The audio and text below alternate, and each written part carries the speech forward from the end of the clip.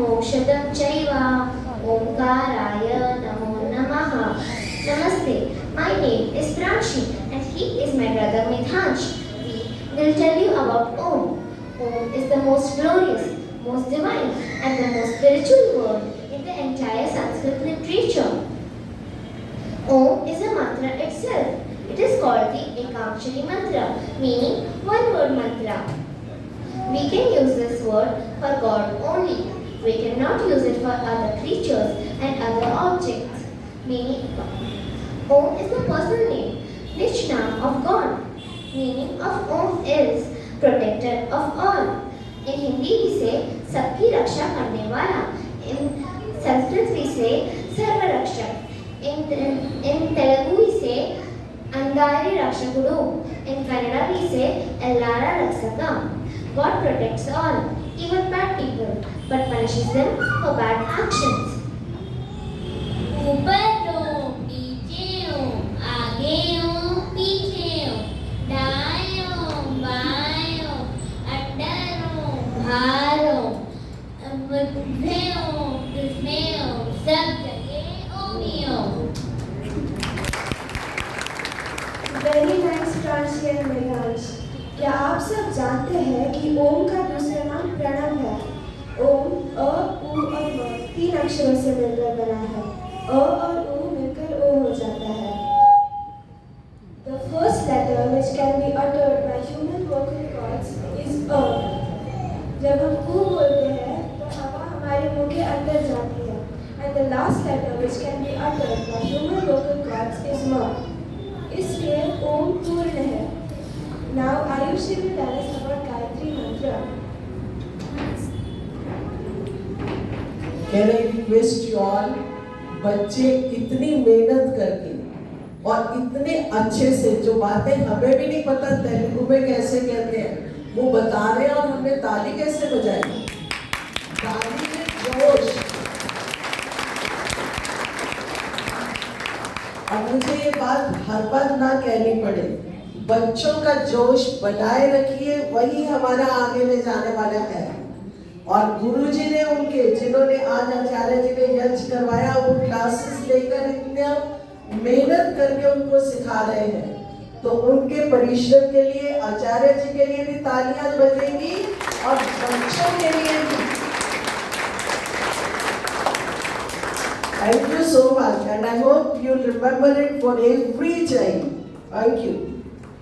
My name is Ayushi. Today I am going to tell a few important things about Gayatri Mantra. First, let's all recite the Gayatri Mantra. Om Bhur-Bhuvah Swaha Tat-Savitur-Varenyam Bhargo Devasya Dhimahi Dhiyo Yo Nah Prachodayat. The word Gayatri means the one who protects the devotee spiritually forever. जो उपासकों की आध्यात्मिक रक्षा करती है उसे गायत्री कहते हैं. We can chant the divine Gayatri mantra anytime, every time, always and everywhere. The divine Gayatri mantra comes in 3 Vedas: Rig Veda, Sam Veda and Yajur Veda, total 6 times. Om means Sarva Raksha, protector of all. Only God can protect all, no one else. Bhu means Pran Swarup, प्राणों का दाता, giver of life.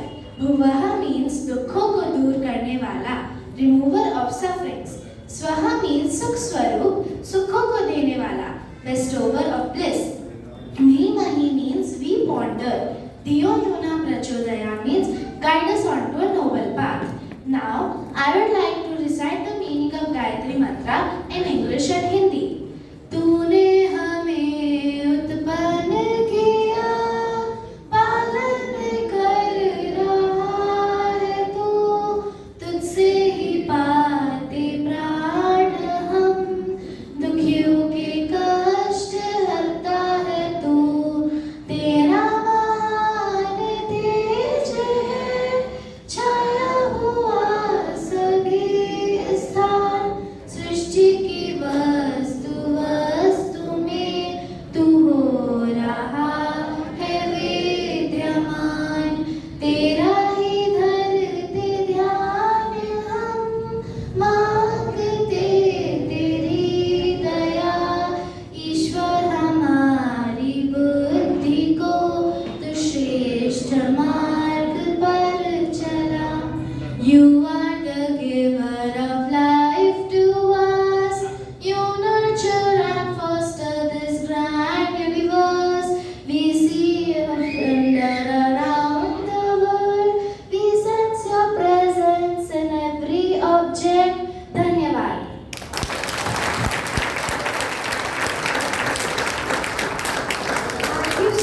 Ayushi.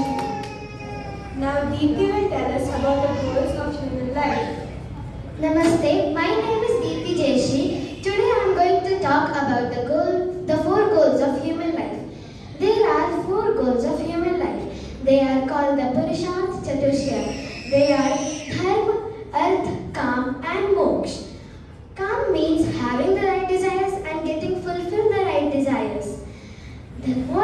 And our desires should be good, not evil. What is Dharma? Following the righteous path is Dharma. But how do we know that we are on the righteous path? Vidunidhi tells us the simplest definition of Dharma. Shruyatam Dharma Sarvasvam Shrutva Chaiva Vadayatam Atmana Pratikulani Parisham Na Samacharet Atmana Pratikulani Parisham Na Samacharet. It means we should treat others the way we want to be treated ourselves. जैसे कोई मुझे मारे, मेरे बारे में बुरा बोले और मुझे चोट पहुंचाए तो मुझे अच्छा नहीं लगता है, वैसे ही मुझे भी दूसरों के बारे में बुरा नहीं बोलना चाहिए, उन्हें चोट नहीं पहुंचाना चाहिए और उनके बारे में बुरा नहीं बोलना चाहिए। अगर कोई मुझे प्यार करे, मेरी मदद करे और मेरे ध्यान रखे तो मुझे अच्छा लगता है, वैसे ही मुझे भी दूसरों को प्यार करनी चाहिए, उनकी मदद करनी चाहिए और उनके ध्यान रखने चाहिए। कई लोग जानवरों को मार के खाते हैं, वैसे अगर जानवर हमें मार के खाते तो हमें अच्छा नहीं लगता, तो हमें जानवरों को मार के नहीं खाना चाहिए। The ultimate goal of human life is attainment of moksha. The other English words for moksha are eternal bliss, salvation and emancipation. हम हिंदी में मुक्ति और परम धाम भी कहते हैं। आज मैंने आप सभी को धर्म, काम और मोक्ष के बारे में बताया। धन्यवाद।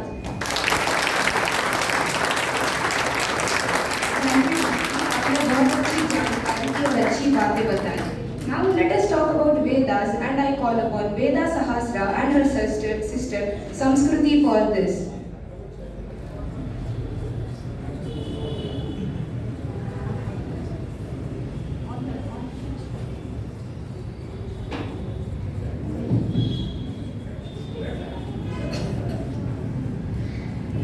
Samskruti, tell me one thing. Can humans learn something by themselves without being taught by others? No, we cannot learn anything by ourselves. But Akka, how do we have so much knowledge? At the creation of in the beginning, God gave certain people certain knowledge. This knowledge is now known as the Vedas. This knowledge was given to us 1.97 billion years ago. Samskruti, do you know what are the Vedas? Yes, there are four Vedas. They are Rig Veda, Yajur Veda, Samaveda and Atharva Veda. And I know a very easy way to remember it. That is Taisa. R. Rig Veda, Y. Yajur Veda, S. Samaveda, A. Atharva Veda. Oh, very nice. Patanjali Mahabhasha also says Chatvaro Vedaha Sangaha Sarahasyaha Bahuda Binnaha. This tells us that four Vedas comprising of Ang and Rahasya are divided into many parts. Samskruti, do you know how many rishis were given the knowledge of Vedas? Yes. 4 rishis were given the knowledge. They are, and this is Loka for it. That is Agnar Rig Vedaha, Vayur Yajur Vedaha, Aditya Sama Vedaha, Angirasa Atharva Vedaha. Very nice. Samskruti, do you know that all true knowledge pertaining to matter and consciousness is there in the Vedas, and that too in the form of a seed? It is said that you can count the number of seeds in an apple, but you cannot count the number of apples in a seed. Just like that, we have to sow the seed of Vedic knowledge in our intellectual mind and our soul through determination and hard work, and we have to grow the knowledge of Vedas as a tree in us. Samskruti, do you know the themes of Vedas? Yes, there are four themes of Vedas. They are Rig Veda, Gyan, knowledge of all material and spiritual. Yajur Veda, Kar, good actions done with the objection of doing good to others. Sam Veda, Upasana, devotion and contemplation that lead to peace and bliss. Athar Veda, Vigyan, combination of knowledge, action and devotion. Wow, very nice. Samskriti, tell me one thing. We say that the Vedas are eternal, but we also say that the Quran and Bible are not eternal. Why do you think we say that? Do you know that? No. Vedas were given at the beginning of the creation, and Quran and Bible came only 2000 years ago. So Vedas were there from the beginning. Do you know how the Vedas came into being? No. At the starting of the creation, when the first generation of human beings were being formed, God sowed the seeds. We can say that the first generation of human beings was sown as seeds into the soil, like how plants and trees are sown. An ancient Sanskrit text says us that the mother of the first generation of human beings was the earth, the sky, the sun, and other celestial bodies were the father, while God played the role of a scientist. Lot of historical and ancient people can claim that the Quran or the Bible wasn't there when I was born, or their knowledge wasn't there when I was born. But no historical person or any person on earth can claim that the knowledge of Vedas wasn't existed when I was born. Dhanyavad.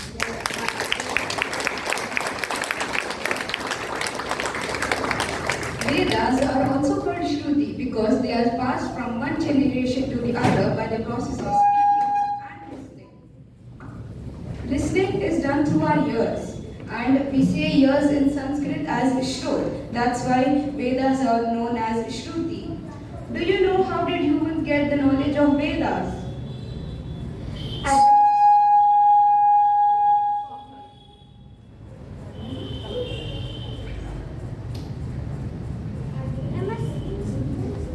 Wait. At the beginning of creation, God revealed the knowledge of four Vedas to four rishis. Hence, the knowledge of Vedas was given to humans by the process of revelation. अर्थात भगवान ने चार ऋषियों को वेदों का ज्ञान दिया. Very good. Thank you, Ved Sahasra and Samskriti. Now, Shelley will talk more on this topic. Do you people know why the knowledge of Vedas was given to the four rishis by God? Because they were the best, they were the most pure-hearted, and they were the most intelligent beings. In modern times, we translate science like physics, chemistry in Hindi as Vigyan, but any knowledge specialized is Vigyan as per our old scriptures and not only modern subjects like science, physics and chemistry. Why are Vedas classified into four? Vedas are classified into four because we need knowledge, action, devotion and special knowledge. Who was the rishi who got the Ved knowledge first? Were they all together or one by one? Yes, they were all together and not one by one. God is everywhere and hence He can give knowledge everyone all together. Now Surabhi will talk more on this. मैं यहाँ पे आप सबको बताना चाहती हूँ कि बच्चों ने बहुत ही गूढ़ बातें की हैं और ये सब बातें जब हमारे ऑनलाइन सेशन चल रहे थे तो आचार्य जी के साथ बच्चों ने किए हैं, पूछे हैं कि क्या ऋषियों को एक एक करके ज्ञान मिला था कि एक साथ मिला था. अच्छा, एक साथ मिला था तो एक साथ कैसे मिल सकता है? तो जो अभी हमारी बिटिया बता रही है कि एक साथ, क्योंकि ईश्वर सर्वव्यापक है, सर्व जाता है, वो सब कुछ एक साथ दे सकता है. तो हमारे ऑनलाइन सेशंस में बहुत ही इंटेलिजेंट क्वेश्चंस बच्चे पूछ रहे हैं और उतना ही अच्छा उनको आंसर्स मिल रहा है. दोनों के सूक्ष्म विषय पे जो आप लोगों को बताया है उसके लिए जोरदार तालियां.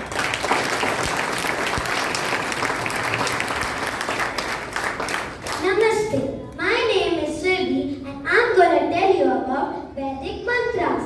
Only the verses of Vedas are known as mantras. They are not called slokas. the verses of Ramayana, Gita are called shlokas, not mantras. Do you know how many mantras are there in Vedas? It's very easy to remember. 20,000 mantras. We have 20 fingers, 10 in hands and 10 in legs. So just remember 20,000 mantras. Okay, do you know how many mantras are there in Rig Veda? We have 10 fingers, 5 in left hand and 5 in right hand and 2 hands. So just remember the number 10,552. So do you know how many mantras are there in Yajurveda? It's very easy to remember. Just remember the number 2000 and minus 25 from it and you will get the number 1975. Do you know how many mantras are there in Samveda? It's very easy to remember. Just minus 100 from the Yajurveda number and replace 9 from 8 and you will get the number 1875. So, I found the Atharva Veda little tricky but easy by my Acharya ji. Just remember the number 6,000 and say 1, 2, 3 and give 1 to the God and minus 23 from the 6,000 and you will get the number 5,977. From at least this 20,000 mantras, I will learn 12 mantras each a year, 1 mantra in 1 month. And when I will grow up, I will learn so many mantras. Thank you, Dhanyavad.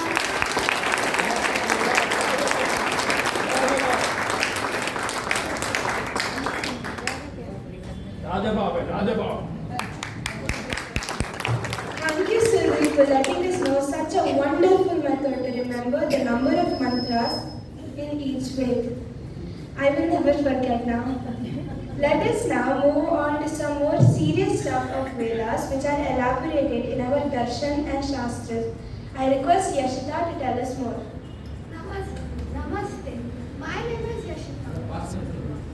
Can you tell me who created God? Yes, no one. No one created God. God is never born and never dies. God is eternal. God is one of the self-existent, eternal entities. Eternal entities can never be created or destroyed. He exists forever. Now, what does eternal mean? In Hindi, eternal means Nitya or Shashvata. One who is never born and never dies. One that has no beginning and no end. Do you know how many entities are eternal in this universe? There are 3 eternal entities. First, God or Paramatma. Second, soul or Atma. Third, matter or Prakriti. Universe is not eternal, but the raw material from which the universe is made is eternal. अर्थात सृष्टि नित्य नहीं है, पर जो प्रकृति जिससे सृष्टि बनती है वह नित्य है. If we want to make a clay pot, we need a creator, producer or maker like potter. We need a raw material like clay, and we need a person who uses that pot like the consumer. We may need some instruments like the wheel, etc. The first 3 are must. In case of universe, we need God, the producer or Srishtikarta, soul or Atma, the consumer, and matter or Prakriti, the raw material. This principle is called as Traitavad.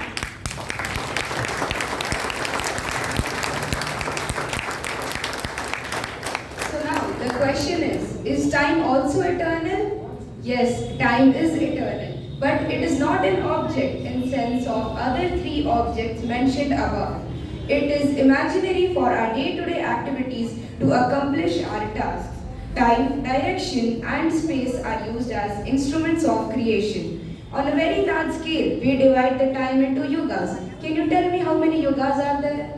There are 4 yugas, Satyug or Krita Yug, Treta Yug, Dwapar Yug and Kali Yug. अब आप सबसे मेरा एक प्रश्न है, क्या आप में से कोई भी हर युग में से 2-2 व्यक्तित्व बता सकता है? त्रेता में रामचंद्र नहीं, लाइन से चलते हैं। पहले आप लोग पहले सतयुग से। सतयुग में बताइए। सतयुग के 2 महान व्यक्तित्व बताइए। शिव जी नहीं नहीं बताओ बेटा बताओ। हरीश चंद्र जी, राजा हरीश चंद्र। अब त्रेता युग में से कोई बता सकता है? श्री राम जी और कृष्ण जी। कृष्ण जी द्वापर में है बेटा। वाल्मीकि जी, हनुमान जी। द्वापर युग में से कृष्ण जी, अर्जुन, युधिष्ठिर, भीष्म पितामह। कलयुग में से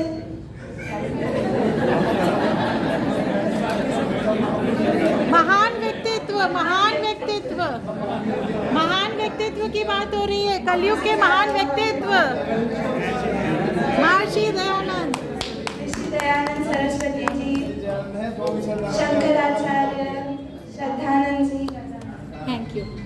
I have another doubt. Is matter word means same as what it is defined in science? No, here the matter word means primordial substance, which in Vedic science and literature is called Prakriti and is made up of 3 basic materials, Sattva, Rajas and Tamas particles. Hindi में सत्व, रज और तम गुण. These are non-living जड़ पदार्थ and are very सूक्ष्म. All the stool or gross matter like earth, water, etc., which is considered matter in modern science language, is made from these sukshma sattva, rajas and tamas. Thank you so much, Yashita. Now we have Abhigyan who is going to recite some shlokas. On कर लो बेटा। On है। नमस्ते जी, मेरा नाम अभिज्ञान भार्गव है। अभिवादनशीलस्य नित्यं वृद्धोपसेविनः चत्वारि तस्य वर्धन्ते आयुर्विद्याय शोभनम्। क्या आप सब जानते हैं कि जब हम अपने से बड़ों को नमस्ते करते हैं और उनका आशीर्वाद लेते हैं, हमारी क्या चीज़ें बढ़ती हैं और हमें क्या लाभ मिलता है। जब हम अपने से बड़ों को नमस्ते करते हैं और उनका आशीर्वाद लेते हैं, हमारी आयु मतलब एज, विद्या मतलब नॉलेज, यश मतलब फेमस होना और बल मतलब स्ट्रेंथ को बढ़ना, ये 4 चीज़ें बढ़ती हैं। अब ये 4 चीज़ें ऐसे बढ़ती हैं कि हम जिससे भी हम आशीर्वाद ले रहे हैं वह कहते हैं आयुष्मान भव, तेजस्वी भव, बलवान भव, ऐसे करके बोलते हैं तो ये 4 चीज़ें बढ़ जाती हैं। अब जब ये 4 चीज़ें बढ़ गई तो हमें धार्मिक होना चाहिए, हमें धर्म पे चलना चाहिए। लेकिन धर्म क्या है?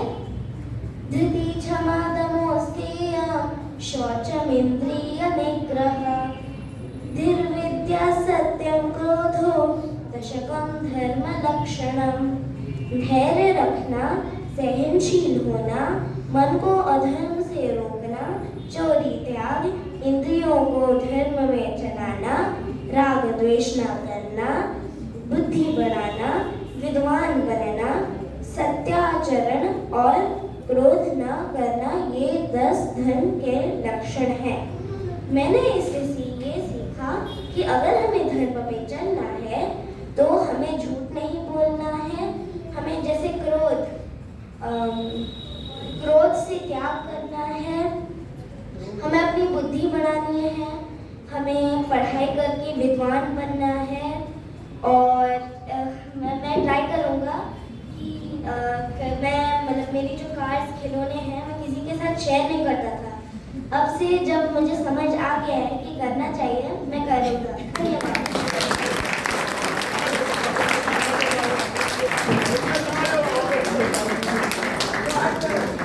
अभिज्ञान का बहुत बहुत धन्यवाद।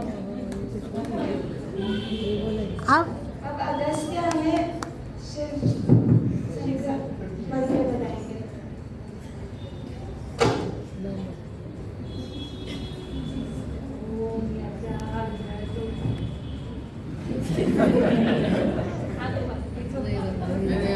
ओम यजाग्रतो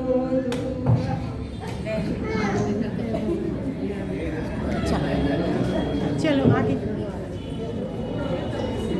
This brings to the end of our presentation. We will recite 3 glorious sentences which teaches us how to treat 3 very important persons in our life.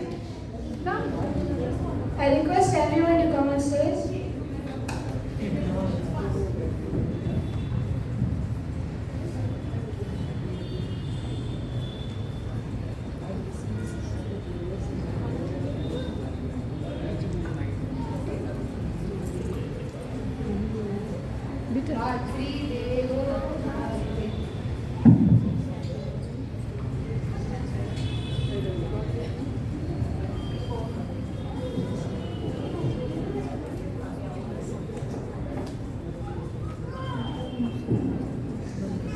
Start. मातृदेवो भव, पितृदेवो भव, आचार्य देवो भव। I will respect and honor my mother as God. I will respect and honor my father as God. I will respect and honor my acharya as God. But do we follow the meaning of this pledge? No, I sometimes do get angry on me. I also. Then what should we do when we get angry on our parents and have an urge to shout at them? We should do this exercise to calm down our urge to shout. Say yourself to become statue and then become statue and say in your mind these sentences a few times. Matri-devo bhava, Pitri-devo bhava, Acharya-devo bhava.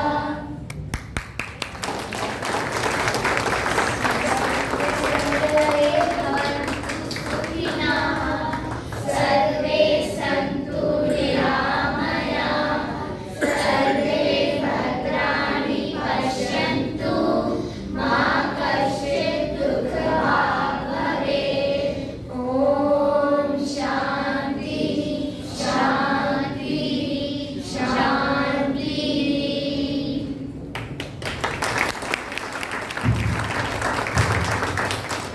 Of करके रखो, mic off करके रखो। हाँ, शांति मंत्र बोलेंगे अब। आयुष्मान बोलो। धन्यवाद।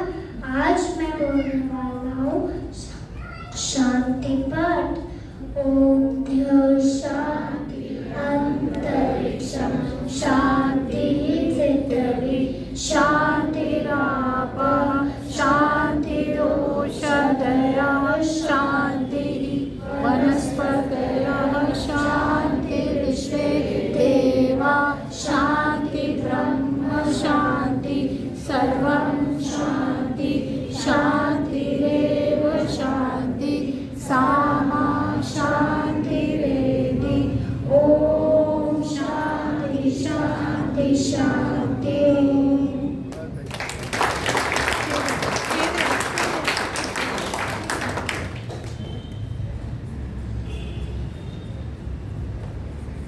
सब बच्चे वहीं खड़े रहेंगे। एक आधा फोटो ले लीजिए।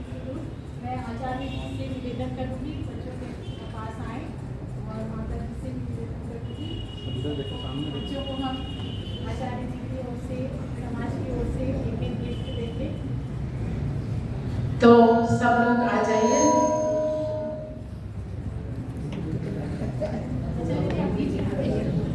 पहले एक बार जोरदार तालियों से बच्चों का अभिवादन आशीर्वाद। भाग्यशाली है वो माता पिता जिनको ऐसे संस्कारित बच्चे मिल रहे हैं और भगवान का जितना धन्यवाद करें उतना कम कि ऐसे गुरु मिले इतना सुंदर तरीका मंत्र याद करने का, कौन से वेद के कितने मंत्र हैं। कृपया ये वीडियो रिकॉर्डिंग आएगी, मैं चाहूंगी कि हम बड़े लोग भी इस तरीके से याद करें और अपनी अपनी परीक्षा स्वयं लें, क्योंकि इस एज में हम दूसरों को तो बताने से रहे, एटलीस्ट अपने आप को स्वयं जरूर जज करेंगे कि हमने कितनी बातें सीख ली हैं। और बहुत अच्छी बात जो मुझे लगी, बच्चों को तो हमने पूछा कि जब एंग्री हो जाओगे क्या करोगे, और जब हम एंग्री होते हैं हम क्या करेंगे। तो हमें अपने आप में सेल्फ एनालिसिस हर मिनट करना होगा कि सुबह से अब तक कितनी बार, अगर मुंह से नहीं बोले, अंदर अंदर कितनी बार हमने अपने आप में दुखी हुए। बहुत सूक्ष्मता से ये बात विचार करने की है, क्योंकि हम अपने आप को बहुत डैमेज करते हैं। ये बहुत सीख दी है बच्चों ने। I am thankful to the children and thankful to Swati behind all this.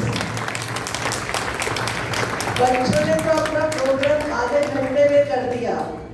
जरा स्वाति जी के घंटे भी गिन लीजिए, कितने घंटे उन्होंने लगाकर बच्चों को परस्यू किया, फिर बच्चों के पेरेंट्स को परस्यू किया, और फिर हमारे सामने आगे प्रस्तुति आई। आचार्य जी से रिक्वेस्ट करूंगी कि वो इनको पुरस्कार देकर बच्चों का उत्साहवर्धन करेंगे। And there is another good news for the children. आप लोगों का प्रोग्राम सुन के हमारे समाज की सदस्य निधि, कैन शी स्टैंड अप, वो मुझे कह के गई है कि मैं बच्चों को पिकनिक लेकर जाऊंगी। तो आपकी पिकनिक पूरा निधि आप लोगों को लेकर जाएगी। She will entertain you in a beautiful manner. She knows how to manage the children. Thank you, Nidhi. हाँ जी। आचार्य जी आप इधर आ जाइए, तो बच्चे एक एक करके आप लोग गिफ्ट ले आना। गिफ्ट किधर ले आओ। गिफ्ट के लिए मैं नीलू जी ने सारा अरेंजमेंट किया है, उसके लिए बहुत बहुत धन्यवाद।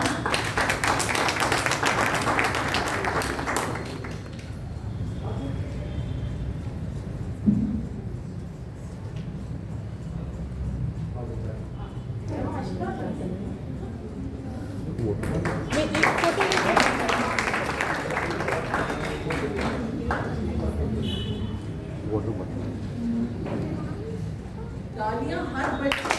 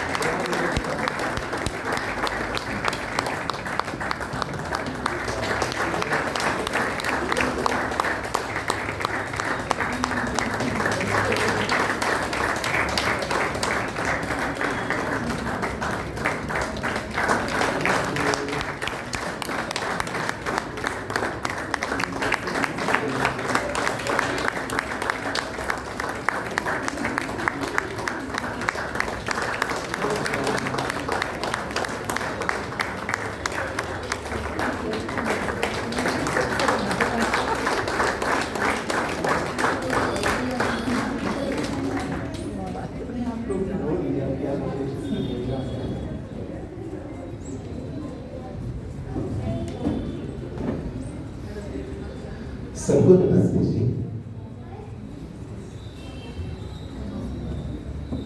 बच्चे इतना अच्छा सीखते हैं, इसका एक जीता जागता उदाहरण है आप लोगों के सामने। और बच्चे ऐसा प्रश्न पूछते हैं, कम से कम मुझे आशा नहीं है। जब स्वाति जी, सुधीर दयानंद जी और समाज के अन्य लोग इस कक्षा को ऑनलाइन स्टार्ट करना चाहते थे, तो बच्चों को ऑनलाइन सिखाना कुछ कठिन कार्य है, वो भी छोटी आयु के बच्चों को। तो स्वाति जी कह रही थी हम 1 घंटा कार्यक्रम रखेंगे, मैं कहता था नहीं 40 मिनट रख लेते हैं, बच्चे परेशान हो जाएंगे, बोर हो जाएंगे।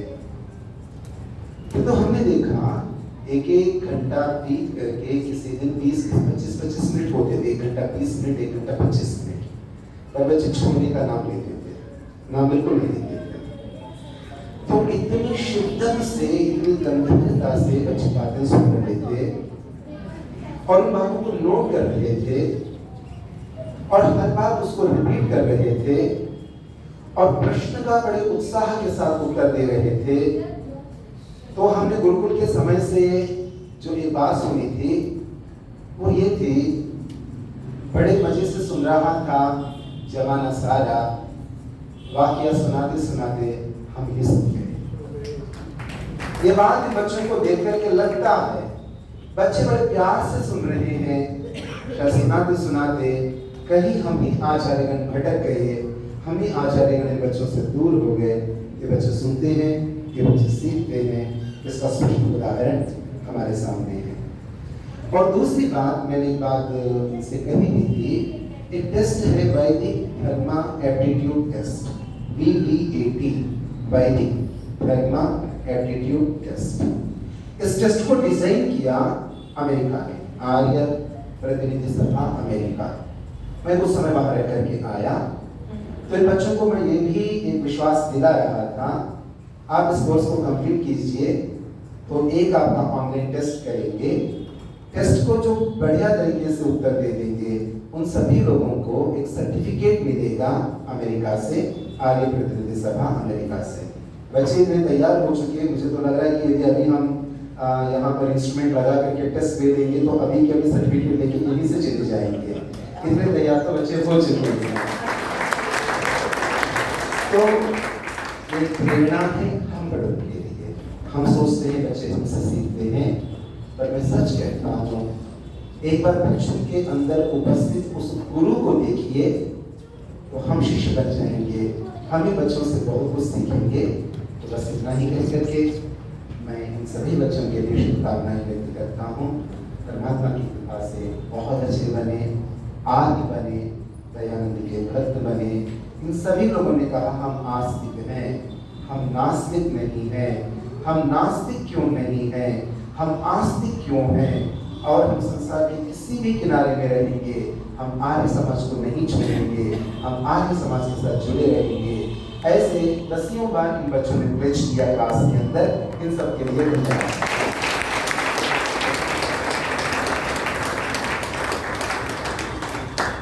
आचार्य जी का बहुत बहुत धन्यवाद। मैं सब बच्चों की तरफ से और बच्चों के पेरेंट्स की तरफ से आचार्य जी के का आभार व्यक्त करती हूँ और आर्य समाज का भी इंदिरानगर का आभार व्यक्त करती हूँ कि वो हमेशा बच्चों को आगे बढ़ने की प्रेरणा देता रहता है। हम इस तरह के प्रोग्राम आयोजित कर पाते हैं क्योंकि समाज हमें कहता है कि करो, और हम समय समय पर बच्चों को इतने अच्छे उपहार देते हैं उनकी वो मोटिवेट हो। तो बच्चे, आपके जो बच्चे नहीं जुड़े हैं या जुड़ के छोड़ दिया है, मेरा उनसे अनुग्रह है फिर से जुड़िए।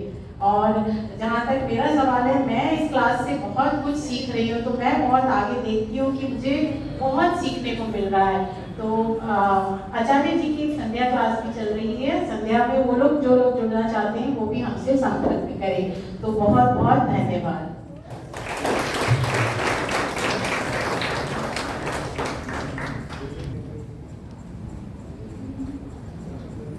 आप लोगों का आभूषण, वो जो गोल्ड का ऑर्नामेंट है, वो चाहे कितनी ही कीमती क्यों ना होगा, किंतु उसकी चमक के लिए सुनार के हाथ में तो सौंपना ही पड़ेगा। क्यों जी? आप क्यों न भारत के राष्ट्रपति बन जाओ और आपके सिर की कितनी भी कीमत क्यों न हो, किंतु बाल कटवाने के लिए एक नाई के हाथ में थोड़ी देर के लिए सिर तो सौंपना ही पड़ेगा। जिसके एक आदेश से जिसके एक आदेश से तीनों सेनाएं खड़ी हो जाती है, उस व्यक्ति को भी यदि नाई ने कहा सिर्फ ऐसा रखो, थोड़ी देर रखना पड़ेगा, नाई ने कहा थोड़ी देर ऐसा रखो, रखना पड़ेगा। सही की गलत? यही बात मैं आपसे कहना चाह रहा हूं। आप में से कितने लोग जान में मुझसे बड़े हैं? आप में से कितने लोग आयु में मुझसे बड़े हैं? आप में से कितने लोग यश में मुझसे बड़े हैं, कीर्ति में मुझसे बड़े हैं? और आप में से कितने लोग धनैश्वर्यों में मुझसे बड़े हैं? किंतु आगे के 25-30 मिनट आपकी एकाग्रता को, आपकी बुद्धि को, आपकी समझ को मैं अपनी झोली में मांग रहा हूं, ताकि मैं थोड़ी पॉलिश लगा सकूं उसकी, और उसकी चमक बढ़ाकर मैं आप लोगों को लौटा सकूं। यदि आप कहेंगे मैं हूं 250 करोड़ का आदमी और ये सुनार के पास तो महीने में 10,000 भी नहीं आते, मैं इसके हाथ में कैसे सौंपूं? तो फिर आपका आभूषण वैसा ही रहेगा, उसकी चमक बढ़ नहीं पाएगी। तो इसलिए मेरी बातों को बड़े प्यार से सुनिएगा।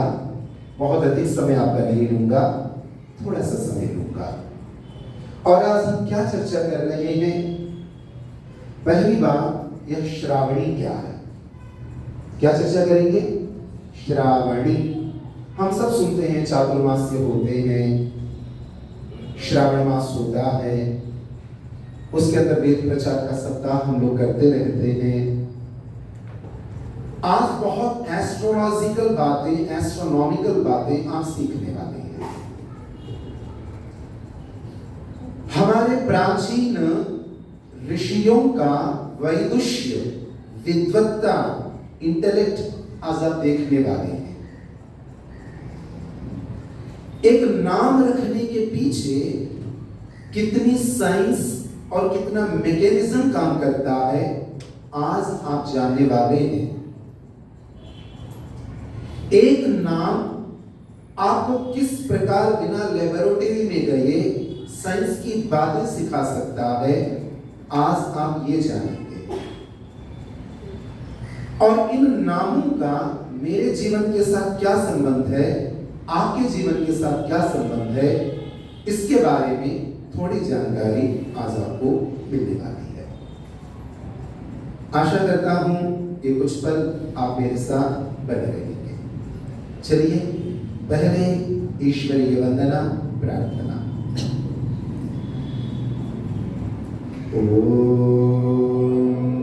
भूर्भुवः स्वः तत्सवितुर्वरेण्यं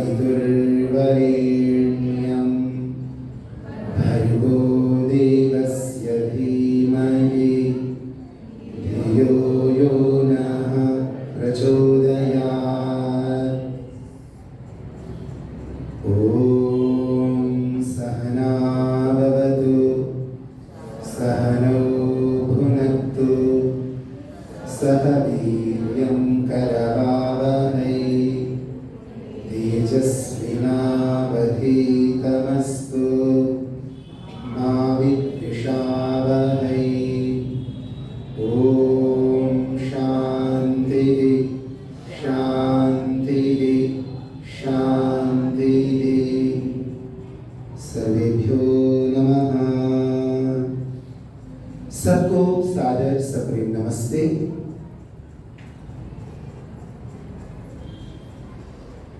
भारत ने, भारतीय विद्वानों ने अनेक प्रकार की विद्याओं का प्रकटन किया। प्रकटन का मतलब क्या? मैं कई बार कहता हूं, अंग्रेजी के कुछ शब्द, some words of English language, उनके सामने मैं नतमस्तक होना चाहता हूं।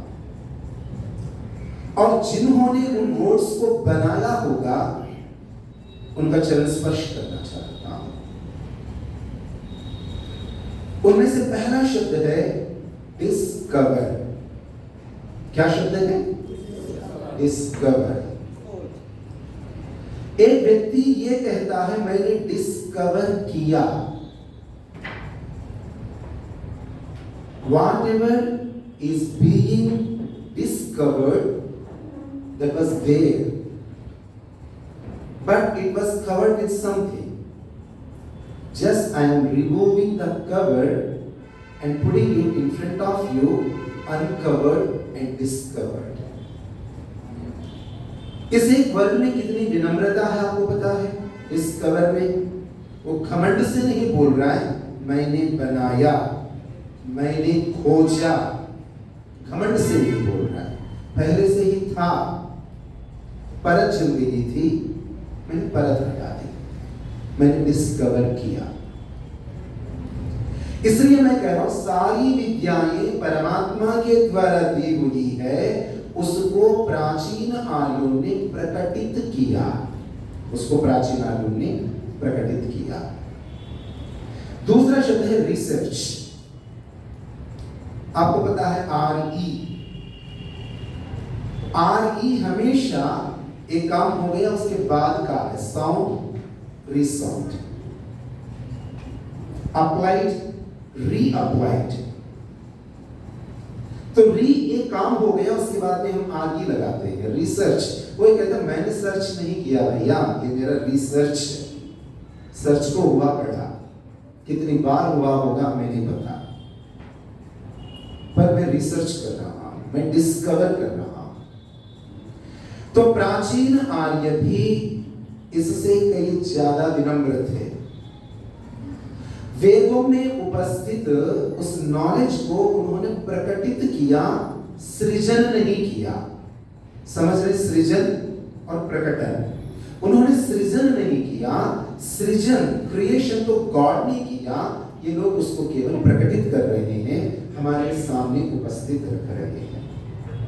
तो उन विद्याओं में से एक विद्या नामकरण विद्या। क्या सुना आप लोगों ने? नामकरण विद्या। तो मैं आज बड़े गौरव के साथ दुनिया के लोगों से कहूंगा, ऐ दुनिया के लोगों, नाम रखने की विद्या सीखना चाहते हो, हमारे प्राचीन आर्यों से, विद्वानों से सीखो। नाम ऐसा जो खुद ही बता दे अपने बारे में सब कुछ। नाम ऐसा जो खुद ही अपने बारे में सब कुछ बताए। तो मैं मनुस्मृति की एक बात आप लोगों के सामने बता रहा हूं। ये नाम कैसे रखे गए, किसने रखे? तो तब मनुजी महाराज कहते हैं सर्वेषां स नामानि कर्माणि च पृथक् पृथक् वेद शब्देभ्य एवादौ पृथक् संस्थांश्च निर्ममे। सह उसने निर्ममे निर्माण किया, उसने निर्माण किया। किसने? सह माने आदि ऋषि ब्रह्मा ने। आदि ऋषि ब्रह्मा ने निर्ममे निर्माण किया। आदि ऋषि ब्रह्मा ने क्या निर्माण किया? सर्वेषां नामानि, मनुष्य के जीवन में काम आने वाले, उस युग में मनुष्य के जीवन में काम आने वाले सभी पदार्थों का नाम ब्रह्मा जी ने रख दिए, नामकरण किया। कैसे किया? किसको आधार बनाया? कहा वेद शब्देभ्यः, वेद के अंदर उपस्थित शब्दों को आधार बनाकर ब्रह्मा ऋषि ने मनुष्य के जीवन में काम आने वाले समस्त पदार्थों का नामकरण कर दिया। ये नामकरण की विद्या ब्रह्मा जी ने आरंभित कर दी थी। अब उस नामकरण को मैं लेके आ रहा हूं इस मास के ऊपर और इस कार्यक्रम के ऊपर। आप मुझे बता सकते हो नक्षत्रों की संख्या कितनी है? सीधी सी बात है, अनगिनत, हम नहीं जानते कितनी है। किंतु पृथ्वी जिस ऑर्बिट पर घूमती है, ये अर्थ जिस ऑर्बिट पर रिवॉल्व होती है,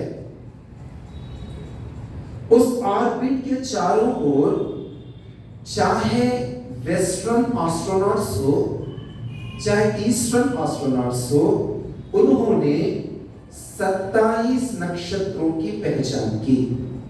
कितने? 27 नक्षत्रों की पहचान की। उनका नाम आप जानते हैं, अश्विनी, भरणी, कृतिका, रोहिणी, मृगशिरा, आर्द्रा आदि। 27 नक्षत्र। They found 27 very special stars that are associated with the orbit in which this earth moves. ये पृथ्वी जहां पर घूम रही है उससे 27 नक्षत्रों की उन्होंने पहचान की। राइट। इन 27 नक्षत्रों में से 12 नक्षत्र ऐसे हैं जो महीनों के नाम को निर्धारित करते हैं। मैं ऐसा छोड़ूंगा ना आप लोगों से, मैं पूछ के छोड़ूंगा आपसे। अच्छा, टोटल नक्षत्रों की संख्या कितनी? अनगिनत। उनमें से हमारी पृथ्वी के ऑर्बिट से संबंध रखने वाले नक्षत्र कितने गिनाए? 27, 27।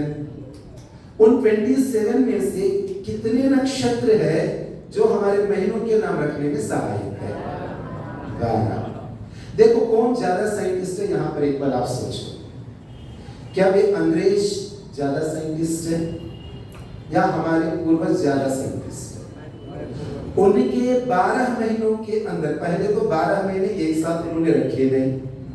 पहले 9 महीने थे, फिर 10 महीने थे, फिर कॉम्प्लिकेशंस आ रहे थे, धीरे धीरे बढ़ा करके उन्होंने 12 महीने रखे। पहले तो 10 ही थे, इसीलिए तो दिसंबर 10वां स्थान पर था। सेप्टा माने 7, सेप्टा माने सितंबर का मतलब 7वां महीना। ऑक्टो माने 8, ऑक्टो माने ऑक्टोपस, ऑक्टोगॉन, ऑक्टो माने अष्ट। शाका का बनता है, मैं कल भी बता रहा था, शाका का बनता है, शा का में बदल जाता है। आज भी वेद पाठी लोग इशेत ऊर्जा बोलना हो इखेत ऊर्जा बोल देते हैं, शा को का बना देते हैं। तो अष्ट का ऑक्ट बन गया, उसका ऑक्टो बना दिया। तो अक्टूबर अपने आप में चिल्ला करके बता रहा है मेरा नंबर 8 है। हम थप्पड़ मार के कहते चुप हो जा, तेरा नंबर 10 है। उसके बाद में नवंबर खड़ा होता है, भैया नव माने 9, मेरा नंबर 9 है। हमने कहा कि मानता नहीं। पोप ने कहा तेरा नंबर 11 है, तू चुप कर, तेरा नंबर 11 है। हिम्मत करके दिसंबर हाथ उठा करके कहता है भैया डेसिमल बोलते हो, डेसीमीटर बोलते हो, डेसी का मतलब ही दश है, 10 है, मेरा नंबर 10 है। उसको भी थप्पड़ मार के कहते, डंडा मार के कहते हमारे पोप ने कहा तेरा नंबर 12 है, तो तू चुप कर, कुछ मत बोल, तेरा नंबर 12 है। पहले उनके पास 10 ही महीने थे, कैलेंडर ठीक से काम नहीं कर रहा था, इधर उधर झक मार के 12 महीने उनको करने ही पड़े। वेदों ने प्रारंभ से ही कहा द्वादश आराहा, सूर्य के घूमने वाला एक चक्र ऐसा है जिस चक्र के अंदर 12 अरे लगे हुए हैं, 12 अरे। उस चक्र का नाम संवत्सर है, उस अरे का नाम मास है, उस स्पोक का नाम मंथ है। तो ये वर्ष 12 स्पोक्स वाला एक पहिया है, ऐसा वेद ने सृष्टि के प्रारंभ में ही कहा। एनीहाउ हमारा डिस्कशन क्या है, फिर से सेलेस्टियल बॉडीज के ऊपर आ रहे हैं। उनके नामकरण के अंदर एक रूपता नहीं है, उनका एक आधार नहीं। वो जूनो नामक देवता के नाम पर एक नाम रख देते हैं, वो अगस्टस नाम के राजा के नाम पर एक नाम रख देते हैं। वहां पर एक स्ट्रीम नहीं है, सिमिलर स्ट्रीम नहीं है नाम रखने के लिए। तो सामने वालों से पूछा तुम ज्यादा बड़बड़ करते हो, तुम्हें बड़ी जानकारी है, अच्छा तुम अपनी कहानी सुनाओ, हमारी छोड़ दो। मैंने कहा भारतवर्ष के अंदर ऋषियों ने महीनों के जितने भी नाम रखा वो एक स्ट्रीम पर रखा, एक आधार पर रखा, और इसका आधार कोई राजा नहीं है, और इसका आधार 1 2 3 4 कोई गिनती नहीं है। इसका आधार है सेलेस्टियल बॉडीज, एस्ट्रोनॉमिकल इवेंट्स, जो इस ब्रह्मांड के अंदर घटित होने वाली घटनाएं हैं। उन घटनाओं के आधार पर हमारे महीनों के नाम रखे गए हैं। हम एक स्ट्रीम पर चलते हैं। तुम स्वयं देख लो, तो तुम ज्यादा साइंटिफिक हो, हम ज्यादा साइंटिफिक हैं। अब प्रश्न ये है, ये नाम कैसे रखे गए हैं? तो ऋषियों ने क्या किया, एक वर्ष में आने वाले 12 पौर्णमासियों को अलग रख दिया। एक वर्ष में कितनी पौर्णमासी आती है? 12 पौर्णमासी आती है। और उन्होंने देखा कि इन 12 पौर्णमासियों में 27 नक्षत्रों में से 12 नक्षत्र बार बार एक साइकिल बनकर के रिपीट हो रहे हैं। क्या देखा उन्होंने, क्या ऑब्जर्व किया? आजकल के जैसे ऑब्जर्वेट वो क्या बोलते हैं, वो लोग बड़े बड़े टेलीस्कोप लगा करके बैठते हैं और बना देते हैं अपने, ऐसा कुछ भी नहीं था उनके पास। वेद का दिया हुआ टेलीस्कोप उनके पास था, योग साधना की ऑब्जर्वेटरी उनके पास थी। उनके आधार पर उन्होंने क्या देखा, 12 पौर्णमासियों में एक साइकिल के रूप में 12 नक्षत्र जुड़ रहे हैं। उन्होंने 27 नक्षत्रों में से उन 12 को अलग कर दिया, उन 12 को अलग कर दिया। आज यदि आप चाहो तो गूगल से देख लो, चाहे पंचांग उठा करके देख लो। एक पूर्णमासी वाले दिन चित्रा नक्षत्र जुड़ रहा था, चित्रा नक्षत्र। उन्होंने कहा जिस महीने में जो पूर्णमासी पड़ रही है, उस पूर्णमासी वाले दिन जो नक्षत्र जुड़ रहा है, हम पूरे महीने का नाम उस नक्षत्र के आधार पर रखेंगे। चित्रा नक्षत्र से युक्त पौर्णमासी जिस महीने में आ रही है, उस महीने का नाम है चैत्र। उसके बाद में उन्होंने देखा एक साइकिल में चित्रा नक्षत्र के बाद में अगली जो पौर्णमासी पड़ रही है, उस पौर्णमासी पर विशाखा नक्षत्र जुड़ रहा है। कौन सा नक्षत्र? विशाखा। विशाखा नक्षत्र के कारण जो पौर्णमासी जुड़ गई, तो उस पूरे महीने का नाम रखा वैशाख। उसके बाद में उन्होंने ज्येष्ठा नक्षत्र को देखा, तो ज्येष्ठ मास नाम रख दिया। ऐसे ऐसे 27 नक्षत्रों में से 12 नक्षत्रों को उन्होंने ऑब्जर्व करके देखा, पौर्णमासी के साथ यही 12 नक्षत्र जुड़ रहे हैं। इस प्रकार उन्होंने 12 महीनों का नाम रख दिया। ठीक, अब बताइए, ये रैंडमली रखे गए ये नाम है या साइंटिफिक नाम है? ये रैंडमली रखे गए ये नाम है या बहुत शोध करने के बाद में रखे गए नाम है? अच्छा, मुझसे पूछिए, अभी श्रावण मास चल रहा है, हाँ इसमें भी थोड़ा भेद है। उत्तर भारत के लोग कहते हैं कि अभी श्रावण मास चल रहा है, कर्नाटका वालों से पूछो वो कहेंगे आषाढ़ चल रहा है ना? ये तो कहेंगे अभी आषाढ़ मास है, हिंदी वाले कहेंगे अभी श्रावण मास है। ऐसा क्यों? इसके पीछे भी रीजंस है, उसकी चर्चा फिर कभी करेंगे। अभी कोई पूछे, मुझसे पूछ ले, अभी ये जो श्रावण मास चल रहा है, तुम्हें इतना ही नॉलेज है तो बता दो, अभी 7 दिन के बाद में नहीं, 7 दिन के बाद में नहीं, अभी 22 दिन के बाद में जो पौर्णमासी आएगी, 22 दिन के बाद में जो पौर्णमासी आएगी, तुम बता दो उस पौर्णमासी वाले दिन कौन सा नक्षत्र होगा? श्रवण। आज से 22 दिन के बाद में जो पौर्णमासी फुल मून डे आएगा, और उस दिन जो नक्षत्र होगा, उस नक्षत्र का नाम क्या होगा? श्रवण नक्षत्र है। उस श्रवण नक्षत्र के कारण इस पूरे महीने का नाम पड़ा श्रावण मास। इसका नाम पड़ा श्रावण मास। अब चलिए, उस नक्षत्र का नाम श्रवण क्यों रखा होगा? बच्चों ने बहुत सुंदर प्रेजेंटेशंस दिए। मेरी बात उन प्रेजेंटेशंस में से एक प्रेजेंटेशन के साथ अभी जाकर के कनेक्ट हो जाएगी। बात चली रही तो मैं दूसरा भी बता दूं।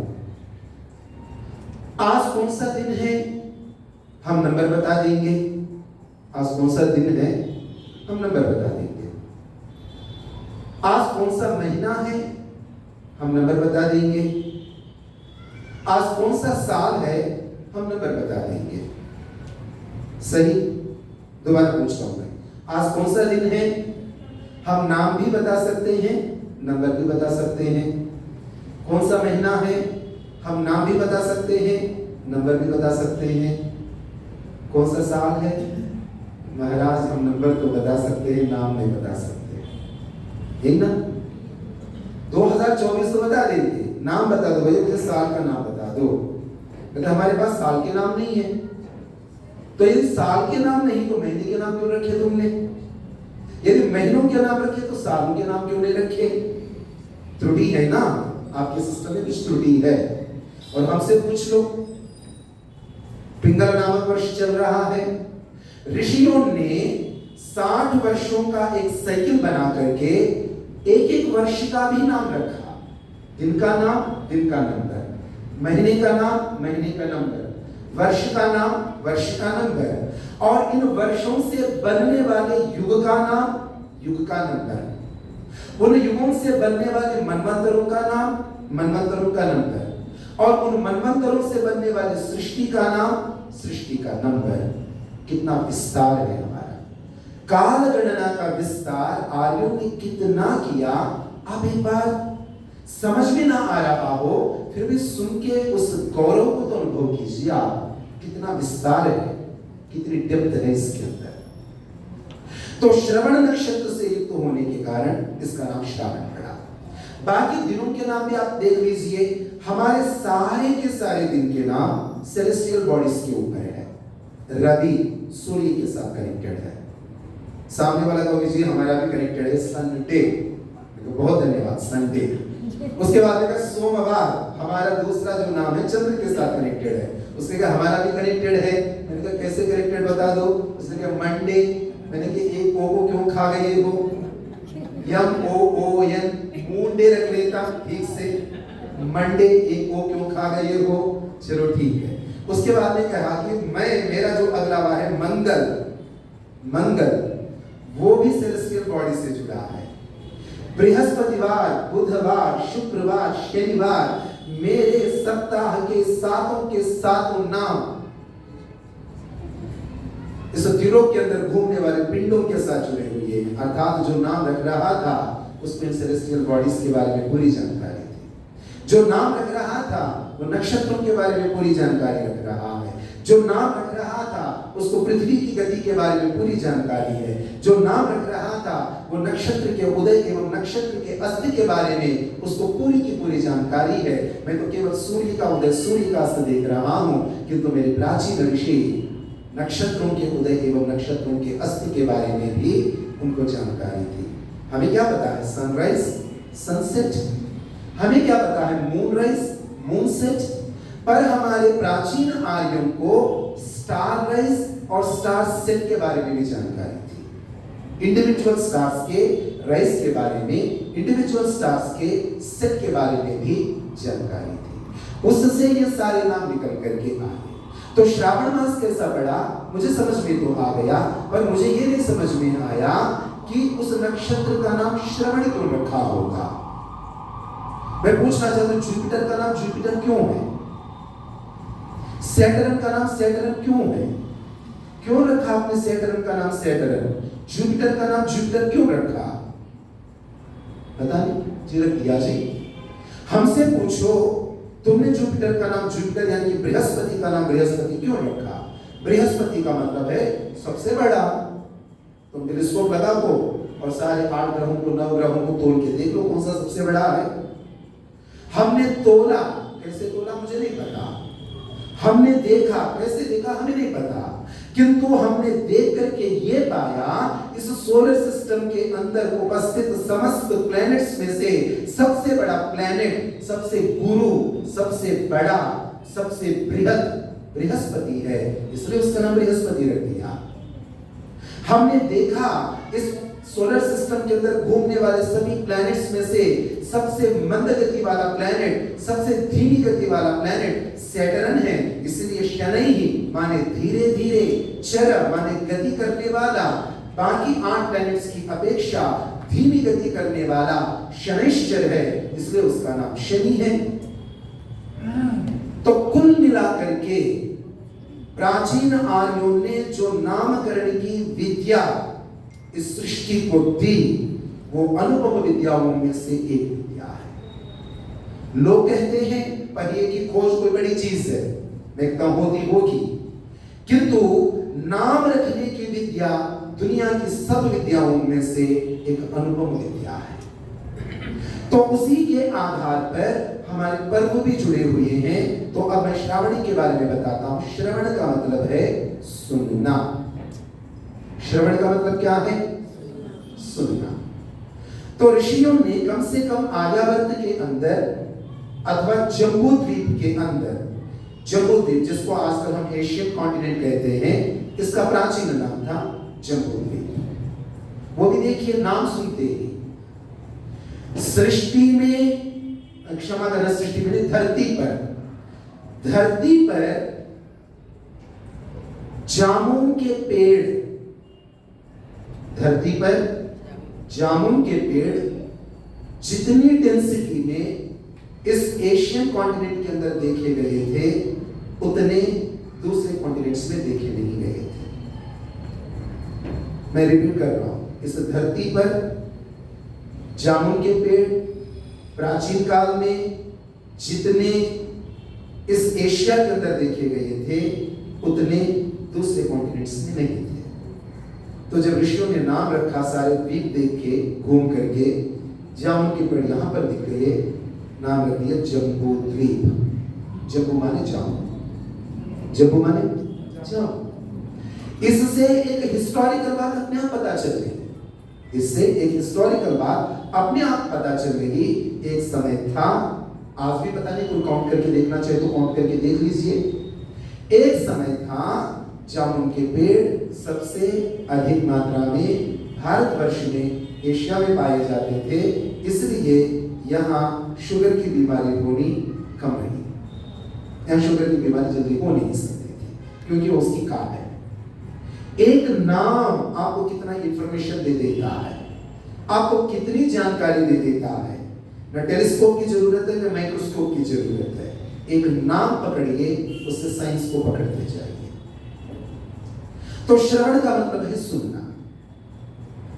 तो इस आर्यावर्त के अंदर, अथवा कम से कम इस एशिया के अंदर, ऋषियों ने ऐसा अनुभव किया, इस मास में वर्षा अधिक होती है। देख लो आप, प्रत्यक्ष को क्या बताना, देख लो बाहर जाकर के बादलों को, इस मास में ज्यादा वर्षा होती है। और दूसरा सत्य,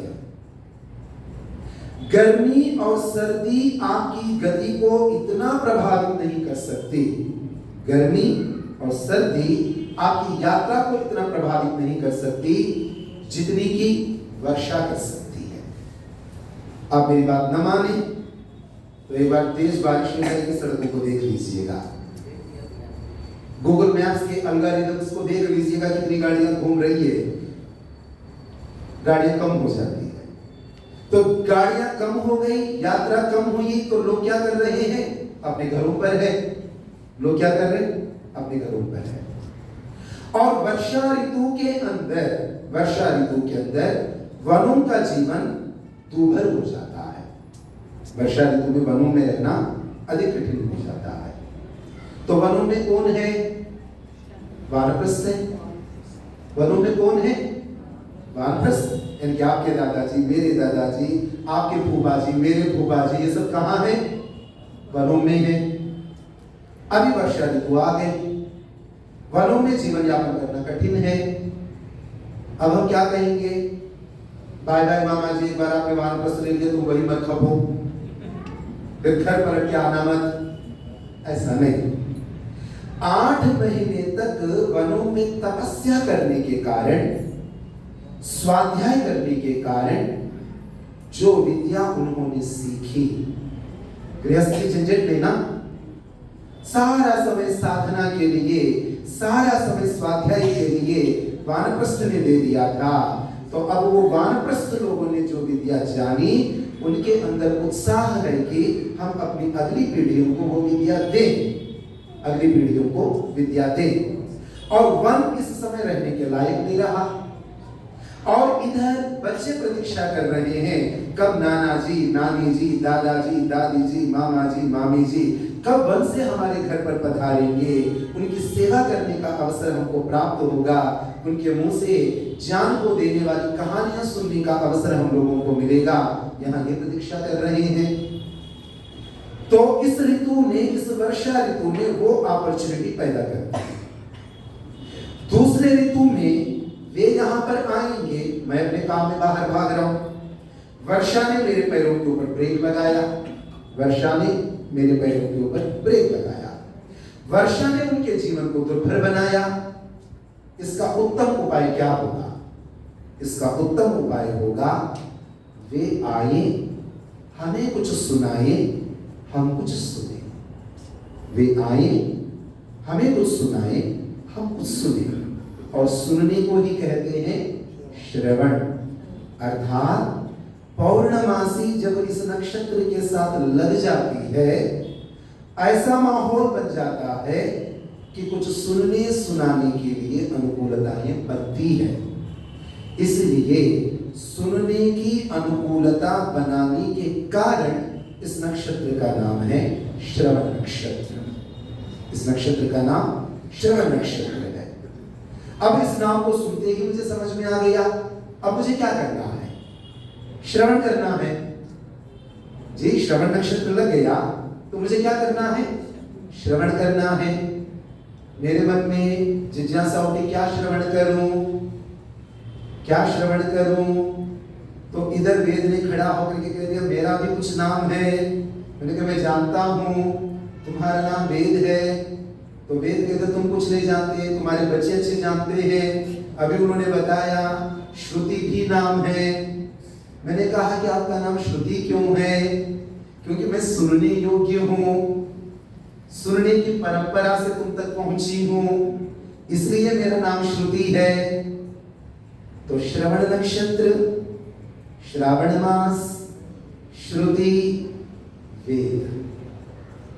तो वेदों को सुनने के लिए एक बहुत अच्छा मौका मिलता है। तो फिर इसी को हमारे ऋषियों ने व्रत बना दिया। वो व्रत क्या है? हमने उसको वो व्रत यहां पर धारण करना शुरू किया। वो व्रत यहां धारण किया जाता था, यज्ञोपवीत। तो यज्ञोपवीत परिवर्तित करते हुए जिस महीने में, जिस पौर्णमासी में श्रवण नक्षत्र टच कर रहा है चंद्रमा को, उस दिन हम यज्ञोपवीत बदल करके ये कहते हैं, वो श्रवण नक्षत्र तुमने मुझे प्रेरणा दी सुनने के लिए, सुनाने के लिए। तो आज मैं व्रत ले रहा हूं 4 मास के लिए। इन 4 मासों में मैं वेदों का स्वाध्याय करूंगा, मैं सत्संग करूंगा, विद्वानों के मुंह से सुनूंगा, जो सुन चुका हूं मैं सुनाऊंगा। इस प्रकार नक्षत्र का एक नाम, महीने का एक नाम हमें कितनी जानकारी दे देता है, आप तनिक गंभीरता से विचार करके देखिए। ये तो हुआ श्रावण की बात। अब श्रावण में हमें क्या करना है? चातुर्मास की है, 4 महीने हैं। इन 4 महीनों में हमें कम से कम 4 वेदों को पढ़ना चाहिए। लोगों ने कहा हमारे पास समय नहीं, तो माता जी ने तरीका ढूंढ लिया, 4 वेद तो हम कर नहीं सकते, 4 शतक ही पकड़ लेंगे। 20,000 से ज्यादा मंत्र इन्होंने बताया। 20,000 से ज्यादा मंत्र तो कठिन है, किंतु चलो एक वेद से 100 मंत्र ही पकड़ लेते हैं। तो 400 मंत्र तो हम बोल लेंगे, सुन लेंगे, श्रवण कर लेंगे। तो श्रावण मास और श्रावणी उपाकर्म इससे हो जाएगा। उनमें से पहला है ऋग्वेद। ऋग्वेद आधार है। ऋग्वेद क्या है? बुनियाद। किसी भी काम का बुनियाद ज्ञान होता है, knowledge. Knowledge is the foundation of all activities including the devotion. The action without the knowledge, the devotion without the proper knowledge will mislead us। और वही दुनिया में हो रहा है। ऋग्वेद का तिरस्कार करके आज संसार यजुर्वेद अर्थात कर्म की बात कर रहा है। ज्ञान को तिरस्कृत करके जो कर्म किया जाएगा, ज्ञान को तिरस्कृत करके जो उपासना की जाएगी, वो हमें पार नहीं लगाएगी। इसलिए सृष्टि के समस्त पदार्थों का यथावत ज्ञान ऋग्वेद के अंदर परमात्मा ने। इसलिए ऋग्वेद सबसे बड़ा वेद है, ज्ञान विस्तृत है। जितना ज्ञान होता है सारा ज्ञान कर्म में नहीं बदलता, याद रखिएगा। यद्यपि समय तो हो गया, बस 1 मिनट में एक बात कहकर कि मैं छोड़ देता हूं। मेरे दिमाग में या मनुष्य के दिमाग में जितनी बातें आती है सबके ऊपर चिंतन नहीं होता। जितनी बातों के ऊपर चिंतन होता है वो सारी बातें लिखी नहीं जाती। जितनी बातें लिखी जाती है वो सारी बातें पब्लिश नहीं होती। जितनी बातें पब्लिश होती है, जितनी बुक पब्लिश होती है, वो सारी खरीदी नहीं जाती। जितनी खरीदी जाती है वो सब खोली नहीं जाती। जितनी खोली जाती है वो सारी पढ़ी नहीं जाती। जितनी पढ़ी जाती है वो सारी सीखी नहीं जाती। जितनी सीखी जाती है वो सब कर्म में नहीं उतरती। तो ज्ञान और कर्म में कितना प्रोपोर्शनली कितना फर्क है, आप समझ रहे? इतना फर्क है। इसलिए ज्ञान वाला वेद तो 10,000 मंत्रों का है, कर्म वाला वेद तो 1900 मंत्रों का है। एक एक बात के अंदर कोई ना कोई बात है, परत परत के अंदर परत है, बात बात के अंदर बात है। वो जो अंतिम बात को जो समझेगा वो बातूनी नहीं है, वो विद्वान है। धन्यवाद।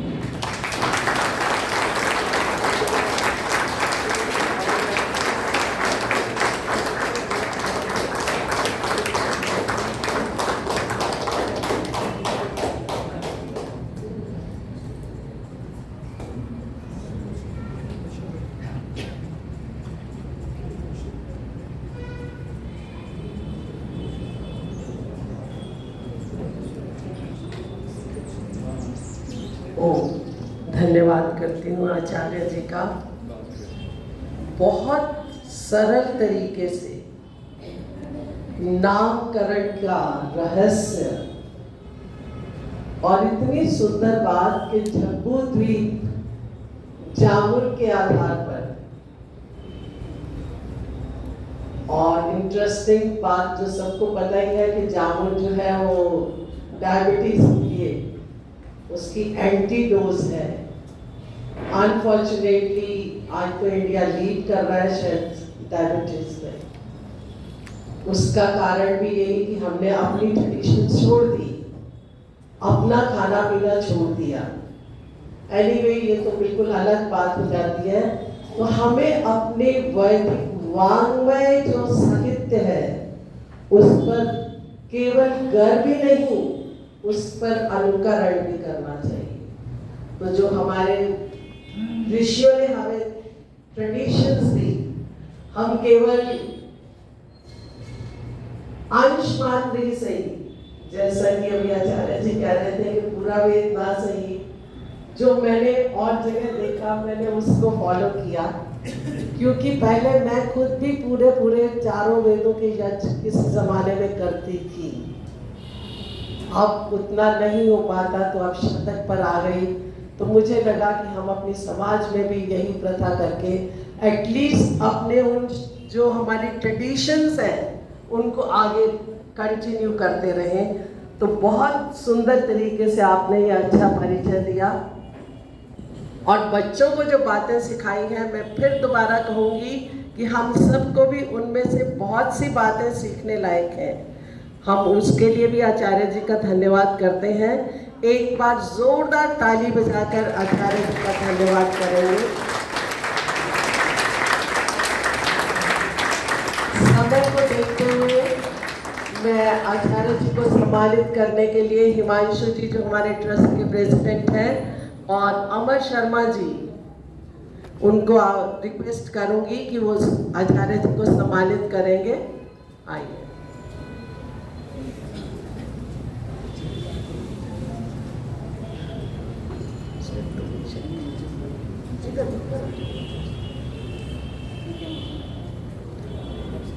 रवि फोटो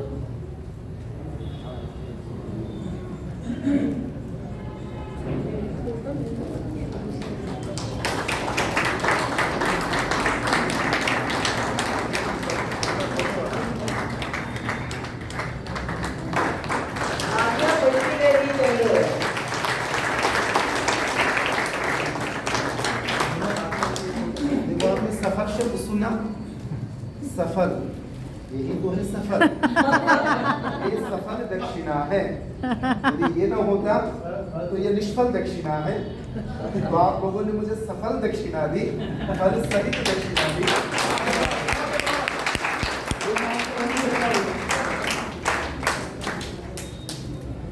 आज का प्रीति भोज हमारे समाज के सदस्य अनिल जी दिखाई नहीं दे रहे, बेटी के साथ बाहर गए नीचे खड़े हो। अरे थोड़ा खड़े तो होकर दिखा दो, बेटी की शक्ल भी दिखा दो। स्वस्ति उसका नाम रखा हुआ है और उसका जन्म दिवस पिछले सप्ताह था इतवार को। आज उसी लक्ष्य में हम सबको वो प्रीति भोज करवा रहे हैं। समाज की ओर से, हम सब की ओर से खूब सारी आशीर्वाद, भगवान उसको उसके नाम के अनुसार बनाए और वो इसी तरह अच्छे कर्म करते हुए आपका, परिवार का, समाज का नाम उज्जवल करें। इन्हीं शुभकामनाओं के साथ आपका धन्यवाद करती हूँ। अब सब लोग राष्ट्रीय गान के लिए खड़े होंगे।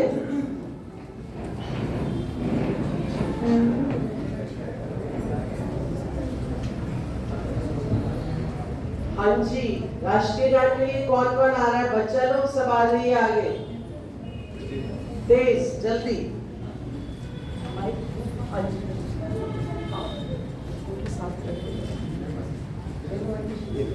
आप भी खड़े हो जाओ, साथ में खड़ा करो। आप उसमें स्वर मिलाकर फिर अलग अलग आवाजें नहीं आएंगी।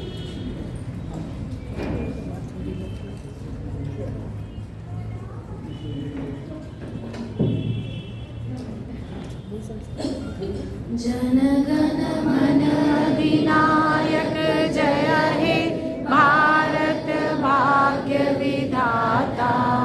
पंजाब सिंध गुजरात मराठा द्राविड़ उत्कल बंगा। विंध्य हिमाचल यमुना गंगा उच्छल जलधि तरंगा। तव शुभ नामे जागे, तव शुभ आशीष मांगे। गाहे तव जय गाथा, जन गण मंगल गायक जय हे भारत भाग्य विधाता। जय हे, जय हे,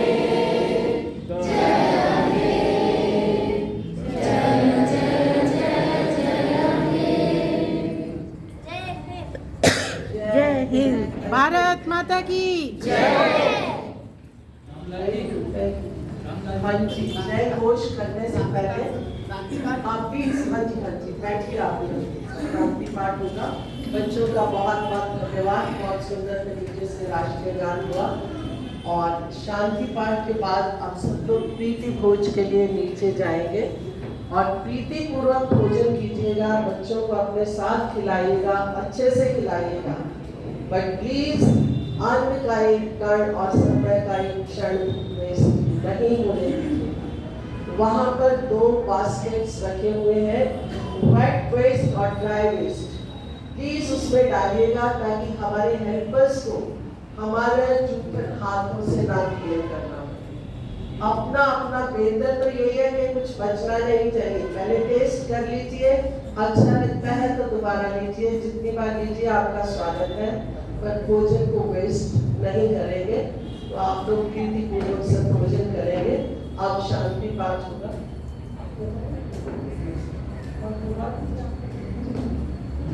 ओम शांति पाठ, जिसमें विश्व के हर घटक की शांति की बात करी गई है।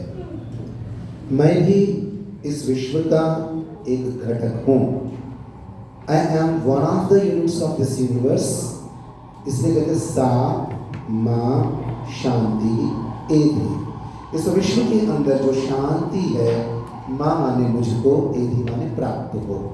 तो ब्रह्मांड से पिंड तक शांति की गति के लिए, संचार के लिए शांति पाठ। ओम यह शांतिरंतरिक्षं शांतिः, पृथिवी शांतिरापः शांतिरोषधयः शांतिः, वनस्पतयः शांतिर्विश्वे देवाः शांतिर् ब्रह्म शान्तिः सर्वं शान्तिः शान्तिरेव शान्तिः सा मा शान्तिरेधि ॐ शान्तिः शान्तिः शान्तिः। जय घोष कोई कर रहे हैं?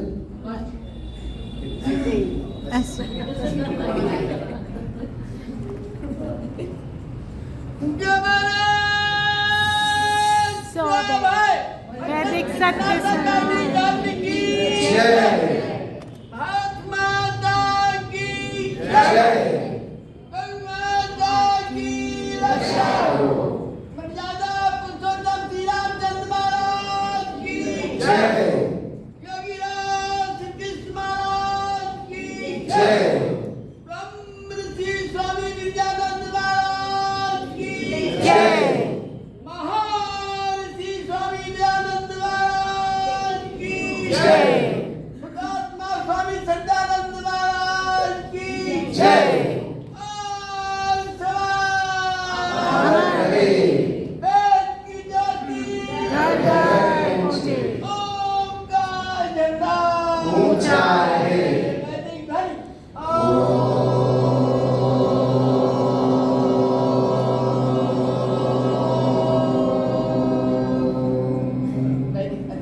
सबको सादर नमस्ते।